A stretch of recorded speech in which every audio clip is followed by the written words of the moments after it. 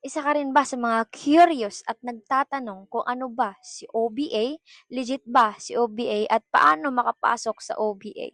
So sasagutin natin yung mga tanong na yan, but before that, magpakilala muna ako. So but by the way, I'm Coach Lovely, isa akong senior high school graduate and dating working student, and right now, andito na sa opportunity na to kasi isa na rin po tayo sa mga natulungan ni OBA. Ito yung mga first questions. Ano ba si OBA? OBA is Online Business Academy and awarded na rin siya sa whole of Asia sa isang opportunity na ginagawa online. Legit ba si OBA? Yes, of course, 100% legit, and marami po ang nagpapatunay na legit ang Online Business Academy. At paano ba makapasok sa OBA? Simple lang, dapat meron kang cellphone, stable internet connections, at saka user ID kasi dyan po papasok ang kikitain natin dito sa online. Kaya if you need more details, mag-comment ka dyan ng I want to learn para ma-prioritize kita.